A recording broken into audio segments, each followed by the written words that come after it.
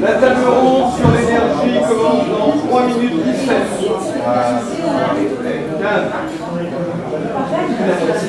C'est au deuxième étage.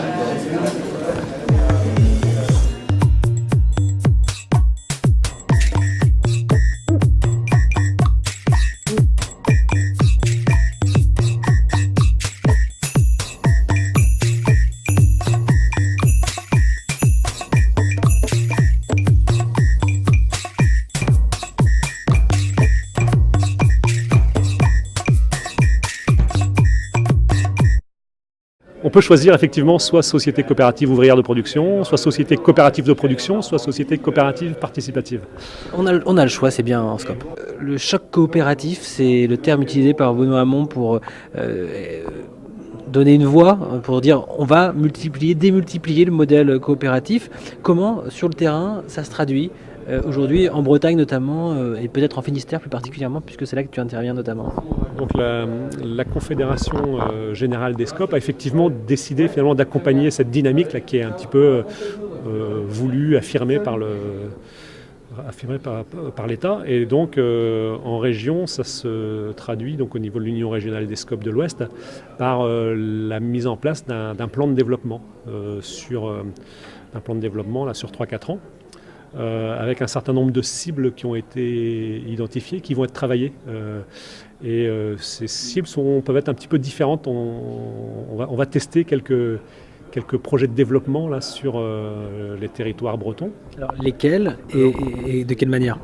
Alors sur le Finistère, le choix a résolument été fait de cibler la transmission d'entreprises saines. Sur d'autres territoires bretons, c'est d'autres choix qui ont été faits. Ça dépend en fait du contexte local et des réseaux dans lesquels on est.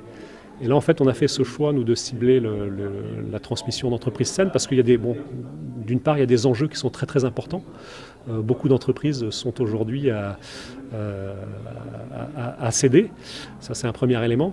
Et secondo, on a eu quelques réussites, on va dire, assez intéressantes. Qui ont été menées dans le cadre de partenariats avec des cabinets comptables, qui ont été des cabinets comptables qui ont été très très efficients sur ces dossiers-là, dans le partenariat. Alors, quelle réussite ? On a fait quelques opérations intéressantes là alors ici sur le pays de Morlaix, on vient par exemple de transmettre une entreprise dans ce cadre-là, une entreprise de Plouvorne, Technique ABC, par exemple, une entreprise d'une dizaine de salariés dans la menuiserie.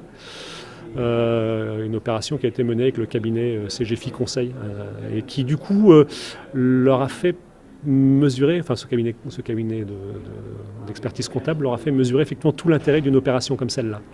Et depuis, effectivement, ils sont également demandeurs de pouvoir éventuellement continuer sur ce type d'opération.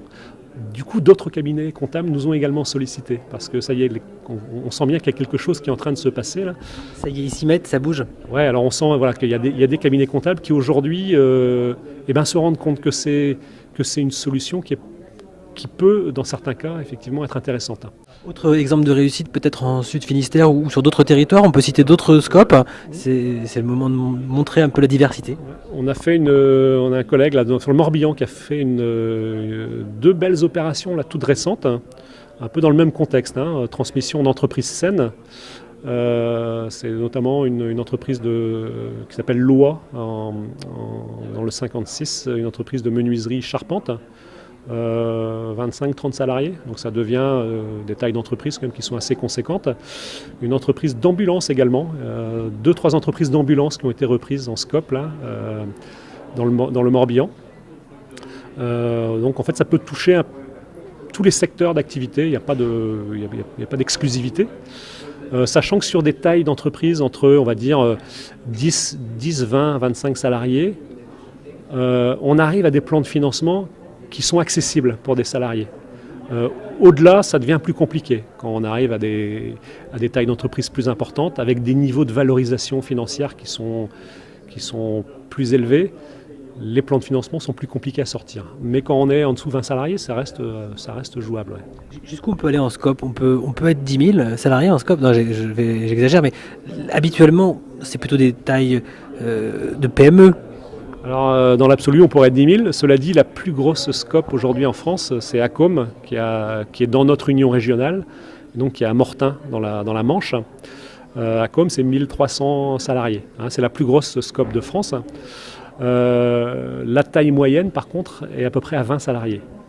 Et la médiane est à 7 salariés. Ça veut dire qu'il y a autant de scopes qui ont moins de 7 salariés que de scopes qui ont plus de 7 salariés. Hein, donc il faut relativiser. Alors, dans le Finistère, on n'a pas de très grosses scopes, mais on a quand même on a 4-5 scopes qui ont plus de 50 salariés quand même. Sur un total de 20 000, on le disait tout à l'heure dans les débats à l'échelle française, mais en région, ça fait quoi, 200-300 ? Le nombre de scopes sur l'Union régionale Ouest, on arrive à 400 scopes. En Bretagne, à peu près 200-300 200 peut-être. En Bretagne, on doit être, c'est ça, à peu près à 200 scopes. Et est-ce que ça se développe? Parce que le choc coopératif, c'est bien d'en parler, mais est-ce que vraiment là, ça se développe? Il y a un projet de loi aussi, il y a des financements, il y a des accompagnements. Est-ce que c'est crédible? Alors l'objectif qui a été fixé par Benoît Hamon, on va dire, c'est un objectif qui est très ambitieux, qui est, je crois, multiplier le nombre de scopes en 5 ans. Je crois que c'est ça son objectif. Par 2 Oui, multiplier par 2, pardon, en 5 ans. Ça risque d'être compliqué. Mais par contre, ça fixe quand même un objectif. C'est ça qui est intéressant. C'est que, en fait, la Confédération Générale des Scopes reprend ça un petit peu à son compte et ça nous fixe quand même une perspective.